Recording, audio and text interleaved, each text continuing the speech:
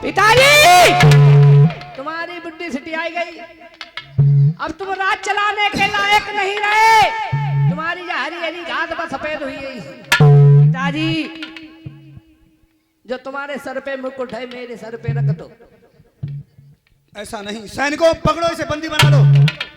जिनने अगर हाथ लगाओ बाकी हाथ काट नहीं उठते, समझ लो। तलवार साथी में रखते हैं। कंस को किसी ने सैनिक ने छुआ नहीं और कंस ने उल्टा हुक्म दिया कि मेरे इस बूढ़े पिता को जाओ जेल में डाल के आओ। मेरा हुक्म है, जाओ। कंस ने अपने पिताजी को जेल में डाल दिया, मुकुट उतार करके अपने आप स्वयं पहन लिया। उसके चाचा आए, डांटने लगे कंस को। कंस ने अपने चाचा को भी जेल में डाल दिया, देवक को। अब कंस की एक बहन है जिसका नाम है देवकी। उस देवकी का कंस ने विवाह किया, और विवाह किसके साथ किया? वसुदेव जी के साथ। कंस विदा करने लगा अपनी बहन देवकी को। रथ में तो देवकी जा रही है और पीछे से एक रसाला है, ताके पीछे कंस भूप वसुदेव कुंवर का साला है।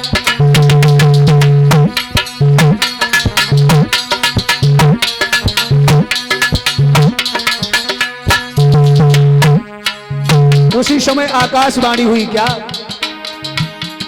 हे कंस कंस मत फूल फूल, फूल तेरा को मिला, और इसी के आत्मा लाल होगा जो दूध में तुझे मिलाएगा।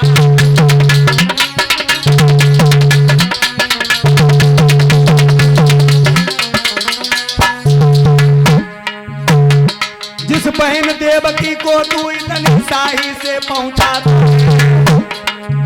के हाथ में गर्भ में पगला काल तेरा मुझ क्या था।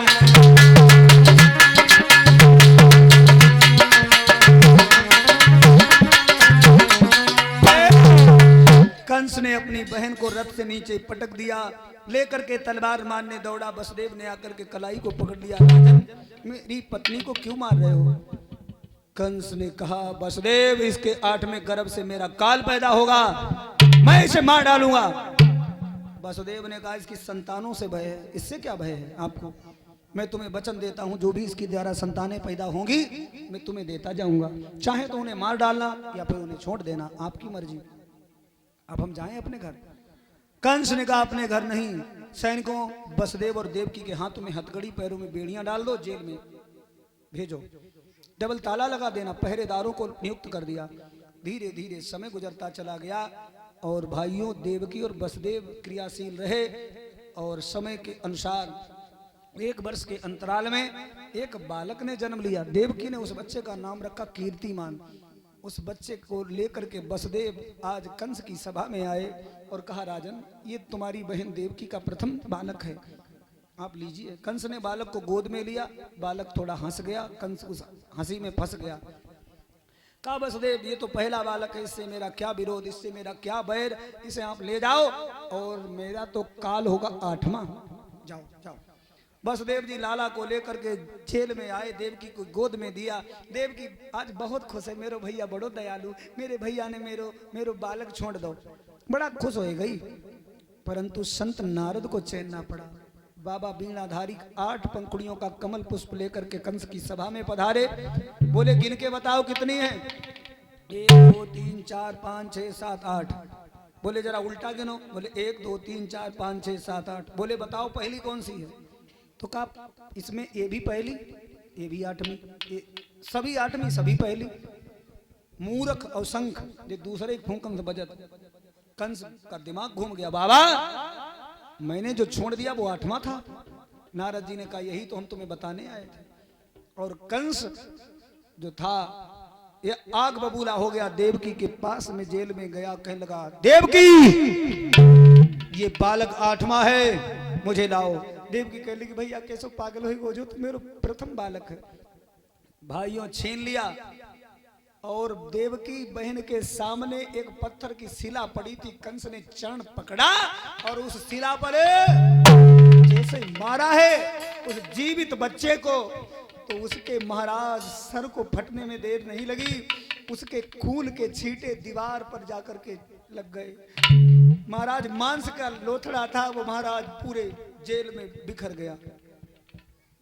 अच्छा एक बात बताएं, आजकल लोग भगवान की भक्ति करते हैं, थोड़ा सा संकट पड़ता है भगवान का भजन करना छोड़ देते हैं।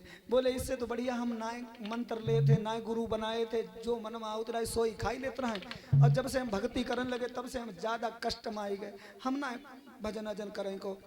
अच्छा भगवान की भक्ति क्या इतनी आसान है? भगवान का इतनी जल्दी मिल जाते हैं आसानी से? नहीं।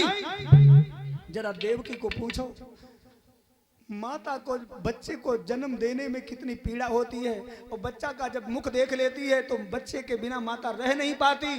और उसी माता के सामने हत्यारे कंस ने बच्चे को पृथ्वी पर रखी शिला पर पटक दिया। माता रो करके रह गई। कौन था उस बिचारी का, कौन महाराज कंस को समझाता? एक नहीं, कंस ने देवकी के 6 बच्चों की हत्या की। जरा माता के दर्द को अपने ऊपर लेके देखो कि मेरा बच्चा थोड़ा सा जल जाएगा ना तो माता को नींद ना आती है, रात्रि भर महाराज रोती रहती है, मेरे बच्चे ने आज कुछ खायो ना है। अपने आप स्वयं कीले में सोती है और अपने बच्चे के लिए महाराज सुंदर सूखा बिस्तर देती है। मेरे बालक को आज कुछ हो गया है, आज कुछ खा नहीं रहा, आज कुछ बोल नहीं रहा है। और बेई बच्चे जब बड़े हो जाते हैं तो अपनी माँ को गाली देते हैं, अपनी माँ को पीटते हैं, अपनी माता को कड़वे वचन बोलते हैं। तब माता पिता का कलेजा रोता है, इस औलाद के खातिर मैंने क्या नहीं किया।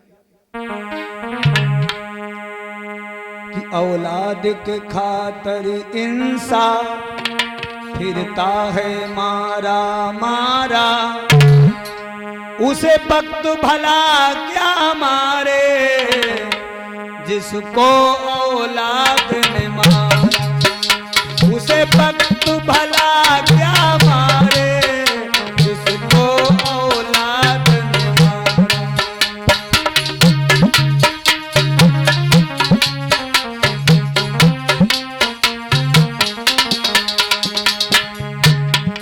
जब तक संतान ना होती है तब तक माता पिता जिस मंदिर में जाएंगे, जिस गुरु के पास जाएंगे, जहां प्रसाद चढ़ाएंगे, यही कहेंगे गोदी सोनी परमात्मा।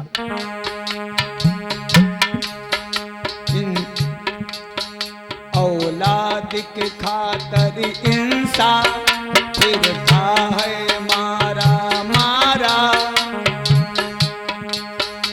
उसे वक्त भला क्या मारे जिसको औलाद। उसे वक्त भला क्या मारे जिसको औलाद।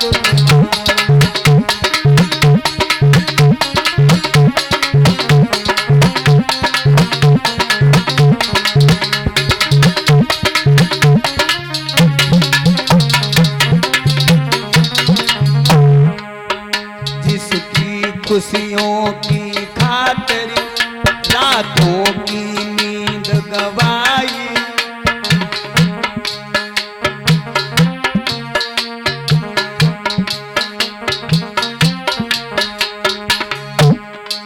सुनो, दुनिया में सबका कर्जा चुकाया जा सकता है, लेकिन माँ का कर्जा कोई चुका नहीं पाएगा। अपने शरीर से कितना भी सेवा कर ले, अपने शरीर की चमड़ी के जूते बनवा करके यदि माता पिता के चरणों में पहना दे, फिर भी माता के कर्जा से अदा नहीं हो पाओगे। जिसकी खुशियों की खातिर रातों की नींद गवाई, उसने उनकी खुशियों की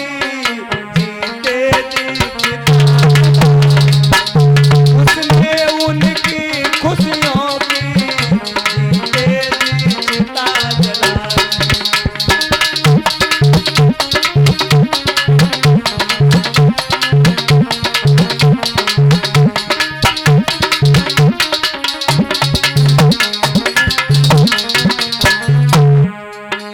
जिसको चाहा था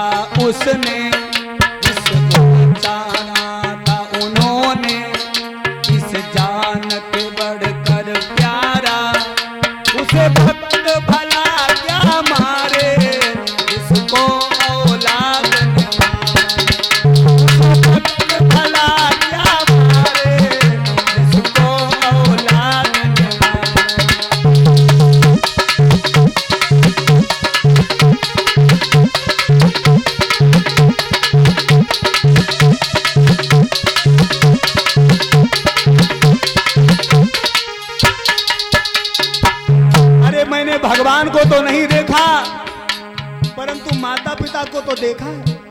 क्या वो भगवान से कम है? तुम्हारी पढ़ाई की व्यवस्था करते हैं, तुम्हारे खाने पीने का इंतजाम करते हैं, मेरे बच्चे को कुछ हो ना जाए सारी दवाई गोली की व्यवस्था करते हैं, रात्रि में जगते हैं तुम्हारे कारण, और तुम उन्हें गाली देते हो। खुद सोती माँ गीले में, सूखे में तुम्हें सुलाया।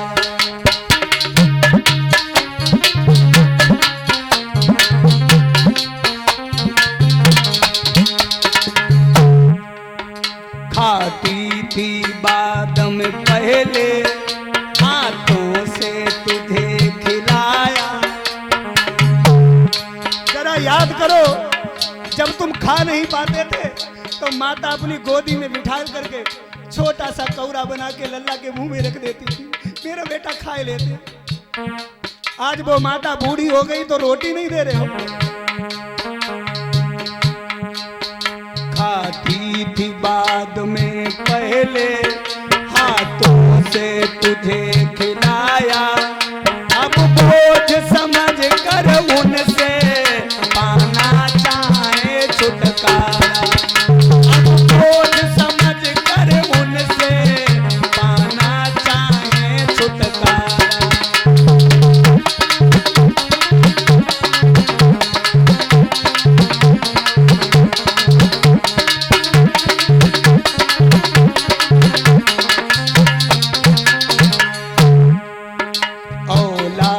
के खातर इंसान फिरता है मारा मारा। उसे वक्त भला क्या मारे, जिसको औलाद ने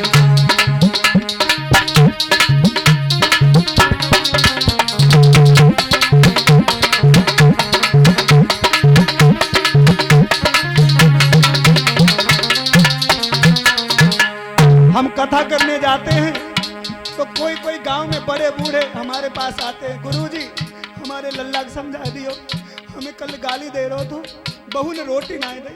हम ऐसे जब शब्द सुनते हैं बड़ा रोना आता है कि कैसे कैसे पुत्र हैं।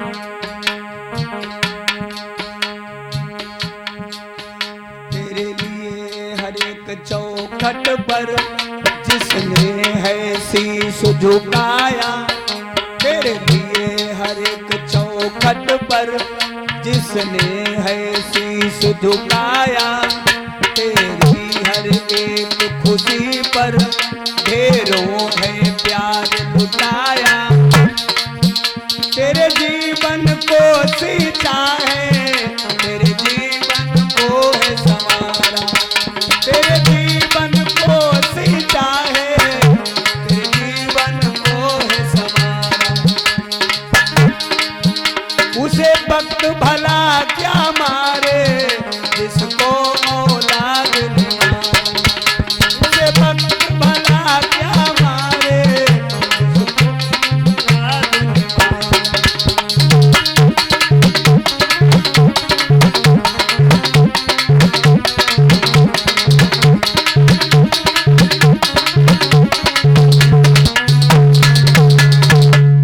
भैया लोग जितने बैठे हैं, दुनिया में भगवान तब खुश होंगे जब आपके माता पिता आपको आशीर्वाद देंगे। मैं जो कथा कर रहा हूँ, मैंने माता पिता के आशीर्वाद से ये सारा कार्य सीखा है। मेरी माता ने मुझे भागवत कथा करना सिखाई। गुरु तो बाद में मुझे मिले, सबसे पहले गुरु होती है माता।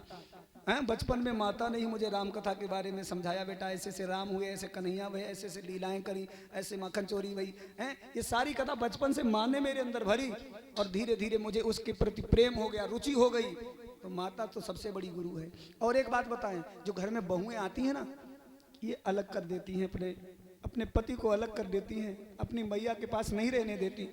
कोई बात नहीं है, बहुओं को भी माननी पड़ती है, मानो, परंतु माता अकेले में मिले। जो तुम धन कमा के ले जाते हो, जरूरी नहीं पूरा पत्नी को ही दे दो, थोड़ा बहुत माता को भी चुपचाप दे दिया करो। पत्नी हर वक्त थोड़ी साथ रहती है? एकांत में जाओ और माता को कुछ ना कुछ पैसा दे दो, वो भी खुश हो जाएगी, मेरा बच्चा मेरे लिए अलग से दे देता है।